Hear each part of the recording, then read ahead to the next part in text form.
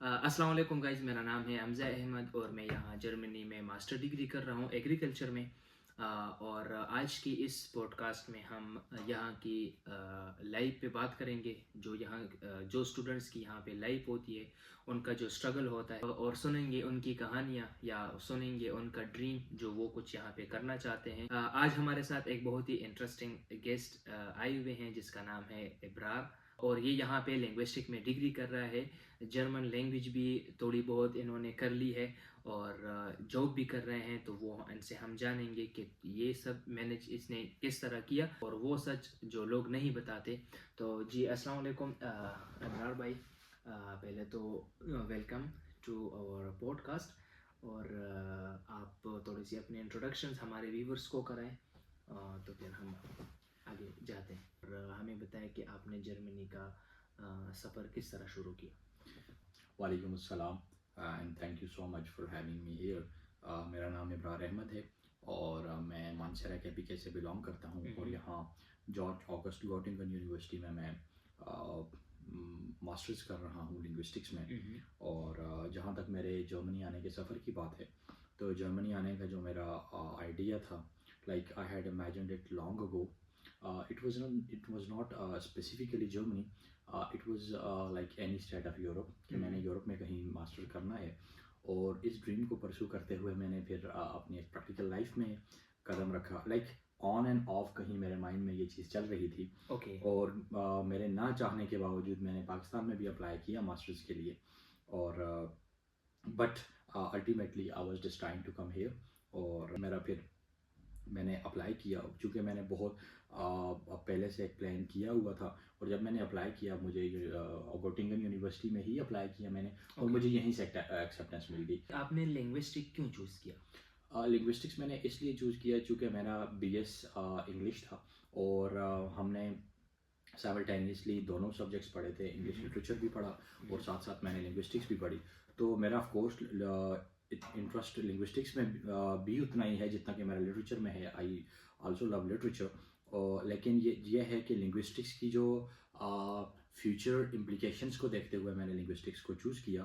और बड़ा मेरी क्यूरोसिटी भी थी ज़बान को लेके, चूँकि अगर हम इसे कनेक्ट करें ह्यूमन एवोल्यूशन के साथ, तो ज़बान का और इंसान का गहरा ताल्लुक़ है। तो ओवरऑल ही हमारी ज़िंदगी में जो ज़बान का रोल है उसका कोई डिनाइल नहीं है। तो अच्छा। बड़ा इंक्विजिटिव था मैं हमेशा से लैंग्वेज को लेके। तो ये वजह थी। अच्छा, जर्मनी का डिसीजन कैसे लिया? क्योंकि मतलब अगर मोस्टली हम देखें यहाँ पे जर्मन है, लोगों के जहन में भी आता है कि यार यहाँ पे लिंग्विस्टिक और लिटरेचर की क्या ज़रूरत है।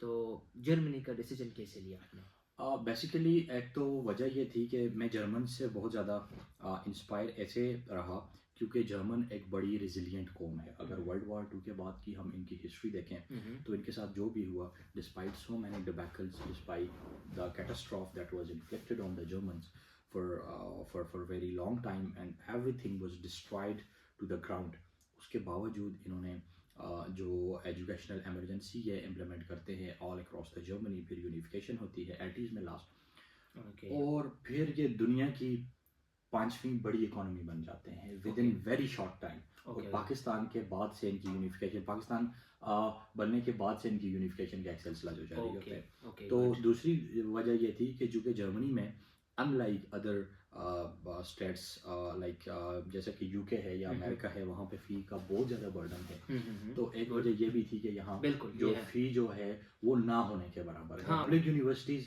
यहाँ पे वो उनमें फ़ी ना होने के बराबर है। तो एक जो फाइनेंशियल बर्डन है ना, मेरे ख्याल में एक स्टूडेंट के लिए जो फाइनेंशियल ऑब्स्टिकल है फॉरेन में रह के, वो सबसे बड़ा ऑब्स्टिकल होता है।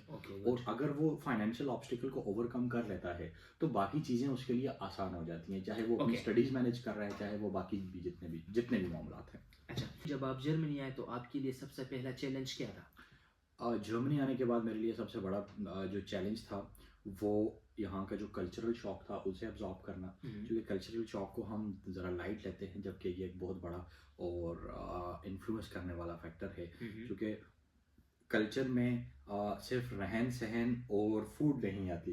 कल्चर एक बड़ी डाइवर्स चीज़ है जिसमें एक माइंड सेट, एक ओवरऑल चीज़ों के साथ इनका कनेक्शन, ठीक है, उसमें लैंग्वेज आती है, ठीक है, ये बहुत सारी चीज़ें आती हैं। तो ये मेरे लिए शौक था।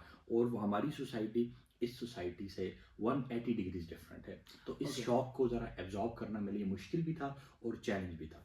इसमें आपके लिए फाइनेंशियल प्रॉब्लम्स क्या रही?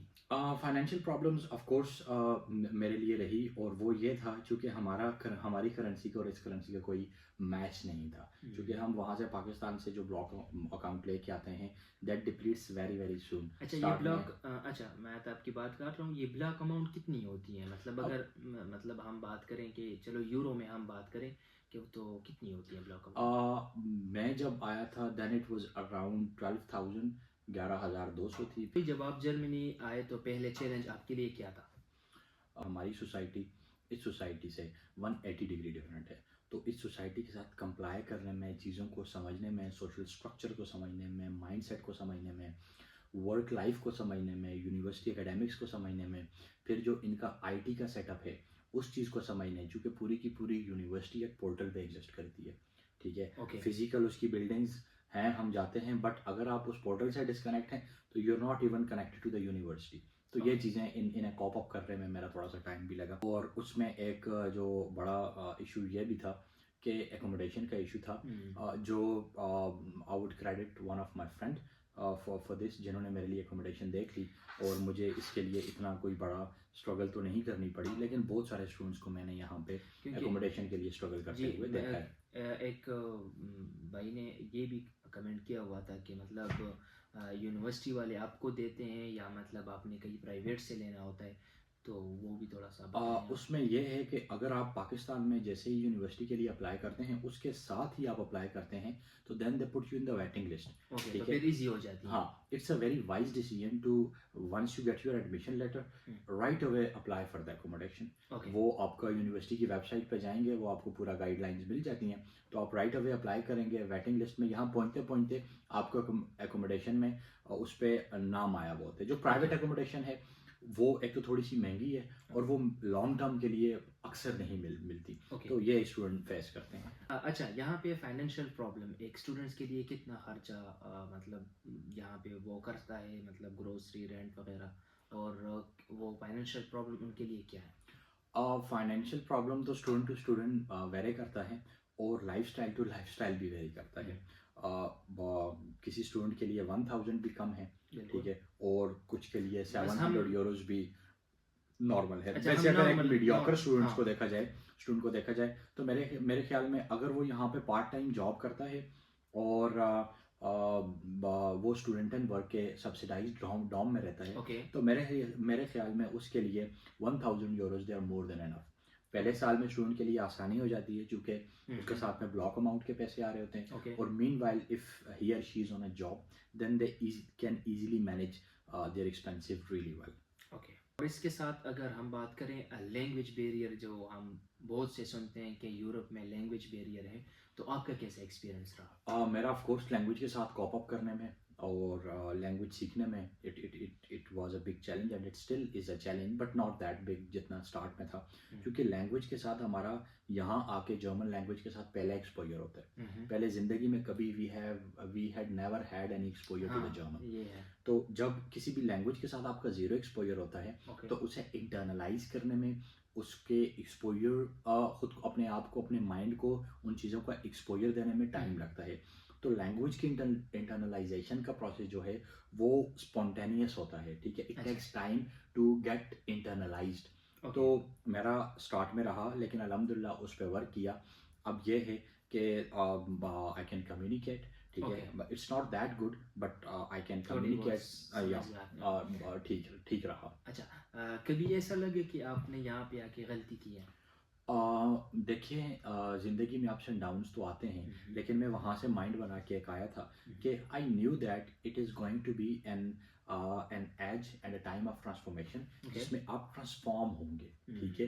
The person, me as a person who landed at Frankfurt airport on in November, तो अभी जो बंदा है, this guy is different from the one who landed back 1.5 year back।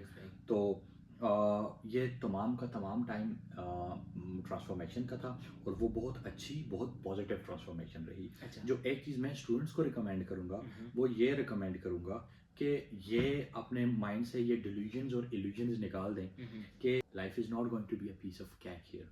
वो ऐसे मैं डिसअपॉइंट किसी को भी नहीं करना चाहता, बिल्कुल। But when you come here you should be ready for the challenges. ठीक है, तो आपको लैंग्वेज के चैलेंजेस को आपको फेस करना होगा, बिल्कुल। आपको रोजगार के चैलेंजेस को फेस करना Financial. होगा, आपको वर्क लाइफ बैलेंस को देखना होगा, और सबसे Study. इम्पोर्टेंट चीज़ हम्म, जो टॉप पे मैं रखना चाहूँगा, अपनी स्टडीज़ को मैनेज करना होगा, जिसके लिए आपको पीस ऑफ माइंड चाहिए होता है। बिल्कुल। यहाँ पे पीस ऑफ माइंड का बड़ा इशू होता है, because you have to cope up with so many things. You are away from your family, you are cooking for yourself, you are going to the university, you are going to work, you are washing, you have to meet your friends, you have to talk to your family, like there are, you know, plethora of other things that I can talk about. Yeah, okay. तो ये चीज़ें हैं। अच्छा, अच्छा, अभी हम थोड़ी सी बात करते हैं यहाँ की रियलिटी पे। जो कोई जर्मनी आना चाहते हैं लेकिन वो चीज़ें जो उनको नहीं पता, तो आप क्या मतलब रिकमेंड करेंगे उनको कि उनको थोड़ा सा पता लगे कि यहाँ की रियलिटी क्या है? अच्छा, रियलिटी के एतबार से मैं बात करूँ तो देखें, किसी भी कंट्री में आप जाते हैं तो वहाँ का सबसे पहले, जब तक आप उस स्टेट को या उसके सोशल स्ट्रक्चर्स को या उनके जो रूल्स, लॉज और रेगुलेशंस हैं और उनका माइंडसेट है, उन्हें नहीं समझते, तो वो आपके लिए एनिग्मा रहता है। चाहे कोई पाकिस्तान में ही कोई फिलिपाइन से उठ के जाता है या अमेरिका से उठ के जाता है, और उसका अगर पहले एक्सपोजर नहीं है, तो there will be so many challenges. तो स्टूडेंट को मैं ये कहूँगा कि if they plan to come here, वो थोड़ा सा रिसर्च करके आए। ओके। ठीक है, और थोड़ा सा they should think that they have to come to terms with the reality. They should not come with any illusions and delusions here. Okay. क्यों? और ये जर्मनी उन्हीं लोगों के लिए है जो चैलेंज को एक्सेप्ट करने वाले हैं। इजी गोइंग लोगों के लिए जर्मनी नहीं है। ये दुनिया का कोई भी मुल्क इजी गोइंग लोगों के लिए नहीं है। मेरे ख्याल में हर इंसान को बड़ा ऑनेस्ट होना चाहिए और रियलिटी दिखानी चाहिए, और वो रियलिटी ना दिखाने की वजह से हम बड़ा सफ़र भी कर रहे हैं। बिल्कुल। तो मैं ये भी नहीं कह रहा कि मैं डिसअपॉइंट भी नहीं कर रहा। It's a very good place for study, for work, for academics, for intellectual sharpening, और भी बहुत सारी चीज़ों पे बात की जा सकती है। तो स्टूडेंट्स इन अ नटशेल अपने आप को मेंटली, फिजिकली रेडी करके आएँ कि वो उन्हें चैलेंजेस होंगे एकेडमिक्स को मैनेज करने में, अपनी जॉब को मैनेज करने में, अपनी जो, चूँकि हम एक सोशल लाइफ छोड़ के आते हैं यहाँ पे, थोड़ा बंदा एलिनेटेड भी फील करता है। बिल्कुल। तो इन तमाम चीज़ों के लिए अच्छा, अच्छा, थैंक यू। अभी ये है कि मतलब अगर कोई जो स्टूडेंट्स आना चाहते हैं, तो आप क्या समझते हैं कि उनके लिए जर्मन लैंग्वेज कितनी इम्पोर्टेंस है? देखें, जर्मन दुनिया में किसी भी मुल्क का, किसी भी जो मुल्क है उसकी ज़बान ज़रूरी है। अगर आपने उस मुल्क में, उस कल्चर में मर्ज होना है तो ठीक है। तो ऑफ कोर्स जो स्टूडेंट इस माइंडसेट से आ रहा है कि उसने कल्चर में मर्ज होना है, यहाँ रहना है, यहाँ फ्यूचर और करियर बनाना है, उसके लिए जर्मन बहुत ज़रूरी है। क्योंकि अर्लियर और letter he or she has to learn German without learning the language, क्योंकि language is not just language, it's their mindset, it's their psyche, it's their way of living, it's like learning that how do they think। तो language के साथ बहुत सारी चीज़ें हैं। तो जब आप language सीखते हैं, you get to know every single thing related to Germans and Germany। तो it's very important। ओके। अच्छा, हमने जॉब की बात की कि यहाँ पे जॉब मतलब स्टूडेंट्स करते हैं, तो आप ज़रा बता दें कि जॉब को मैनेज करना कितना मुश्किल होता है फिर? मैं स्टूडेंट्स को रिकमेंड ये करूँगा, अगर बंदा वहाँ से माइंडसेट बना के आए कि मेरी ये फील्ड है और मैंने इस फील्ड में ये जॉब तलाश करनी है, क्योंकि आने के बाद एक बड़ा इशू अपनी फील्ड रिलेटेड जॉब भी आपने देखनी होती है। अच्छा। ठीक है, वैसे स्टूडेंट यहाँ पे आते हैं, वो और जॉब्स करते हैं। अच्छा, और वो मैनेज कर लेते हैं। अच्छा, वो आपने की कि फील्ड जॉब, अगर कोई बिगिनर है, जिस तरह मैंने आपको, ये वीडियो कोई बिगिनर भी देखेगा, वो मतलब उनके लिए कुछ भी ना उसका कोई फील्ड रिलेटेड जॉब मतलब जॉब करता है, या कोई वो इंटरेस्ट उसमें इतना शो नहीं कर रहा है, बस स्टडी कर रहा है, कह रहा है कि मैंने बाहर जाना है, तो आया जब वो यहाँ पे आते हैं तो वो जॉब कर सकते हैं फिर, मतलब अगर फील्ड रिलेटेड ना हो तो? बिल्कुल, फील्ड रिलेटेड के अलावा भी जो एक ऐसा स्टूडेंट है जो इतना ज़्यादा क्लियर नहीं है, वो आ गया है, तो जॉब तो उसको भी मिल जाएगी। लेकिन देखिए, हर स्टूडेंट अपना करियर ओरिएंटेड होता है। At some point he or she has to pursue his or her career. तो at some point of time उसने ये डिसाइड करना ही करना है कि मेरी फील्ड क्या है और मुझे जॉब क्या सूट करती है, what I am mad for. जब तक आपके गोल्स और आपके एम्स क्लियर नहीं होते तब तक आप ना एक्सेल कर पाते हो, ना अपने एम्स और गोल्स को परस्यू कर पाते हो। Okay. वैसे और जॉब्स में भी स्टूडेंट यहाँ पे आते हैं, करते हैं, they earn money, they support their family, they support their studies, they manage their finances, there are so many things we can talk about. Okay. तो ये है नए लोगों के लिए।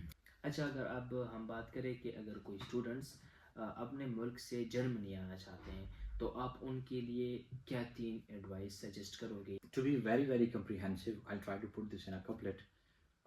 ये क्या कि सूरज पे घर बनाना, फिर उस पे छाँव तलाश करना, खड़े भी होना तो दलदलों में, फिर अपने पाँव तलाश करना, निकल के शहरों में आ भी जाना, चमकते ख्वाबों को साथ लेकर, वाह, फिर उन बुलंदो बाला इमारतों में अपने गाँव तलाश करना। तो यहाँ आने के बाद ट्रांसफॉर्मेशन का एक फेज चलेगा। Okay. उस ट्रांसफॉर्मेशन को सरेंडर करना है Okay. और let the positivity come to you, Okay. Let it haunt you, let it transform you and let it change you. Okay. हमारा मसला ये होता है कि हम उस पॉजिटिविटी को रेजिस्ट कर रहे होते हैं। बिल्कुल। वो चेंजेस जो आ रही होती हैं, जो मेंटल हैं, जो फिजिकल हैं, जो एकेडमिक्स हैं, वो तमाम की तमाम चेंजेस को हम चाह रहे होते हैं कि ये हमारे स्टेट ऑफ माइंड के साथ मैच करे, and they are under no obligation to manage with your state of mind, with your social structures, with your psychology. You have to cope up with this culture, you have to cope up with the social structures and language and everything here. Okay. तो वो as of जो time of transformation होगा उसमें आप थोड़े तंग होंगे, Okay. थोड़े परेशान होंगे, थोड़ा सा आपको लगेगा कि ये it was not a good decision, but that is the pure time of transformation. Okay. उस ट्रांसफॉर्मेशन को होल हार्टेडली एक्सेप्ट करना है। Okay. दूसरा ये हुआ कि अपनी जो आप डिग्री कर रहे हैं उस डिग्री पे आपने फोकस करना है, मीनवाइल लैंग्वेज सीखनी है और अपनी डिग्री से रिलेटेड आपने अपना करियर देखना है कि मैं यहाँ पे अपनी डिग्री से रिलेटेड क्या करियर बना सकता हूँ कल को। स्टूडेंट यहाँ पे आते हैं, दे स्टार्ट डूइंग जॉब्स और they forget about their degree and they forget about their career. ठीक है, तो ये नहीं भूलना। और तीसरा मेरा एडवाइस ये है कि ट्राई बीइंग पॉजिटिव। मुझे मौलाना वहीदुद्दीन खान साहब की एक बात याद आ गई कि वो कहते हैं कि मेरी पूरी ज़िंदगी का जो अगर मैं उसे एनालिसिस कहूँ तो वो ये है कि ट्राई बीइंग पॉजिटिव। और जब आप पॉजिटिव होते हो तो positivity positivity is revealed upon you, you attract the positivity. तो जितना आप पॉजिटिव रहेंगे उतना यहाँ पे अल्लाह ताला आपके रास्ते खोलेगा, आपके लिए चीज़ें आसान होंगी। तो तीसरा एडवाइस मेरा ये है कि पॉजिटिव रहें और पॉजिटिविटी को एक्सेप्ट करें। अच्छा, ये बताएं बरार भाई कि अगर एक स्टूडेंट्स अपने आप को कैसे प्रिपेयर करें? स्टूडेंट अपने आप को प्रिपेयर करने के अतबार से तो ये है कि सबसे पहले तो मेंटली अपने आप को वहाँ आने से पहले रेडी करें और ऑफ कोर्स अपने लिए एक स्ट्रेटजी बनाए कि मैंने इस तरह से जाना है, लैंग्वेज को लेके मेरा ये स्ट्रेटजी होगी और रिसर्च करे, चीज़ों को देखे, ठीक है, लर्निंग के अतबार से देखे, अपनी डिग्री वो वहाँ से माइंडसेट बना के कि मैंने कितने टाइम में, of course real life situations different होंगी तो वो अपनी यहाँ रियलिटीज के हिसाब से अपने प्लान को अमेंड करता जाए। हाँ, अच्छा, हम एक स्टूडेंट्स या कोई बंदा आना चाहते हैं तो उसके क्या स्किल होने चाहिए? ये एक बहुत जनरलाइज्ड बात है, मैं इसे ऐसे रिस्पॉन्ड करना चाहूँगा कि अपनी फील्ड से रिलेटेड स्किल होनी चाहिए, चाहे उसकी फील्ड जो भी है।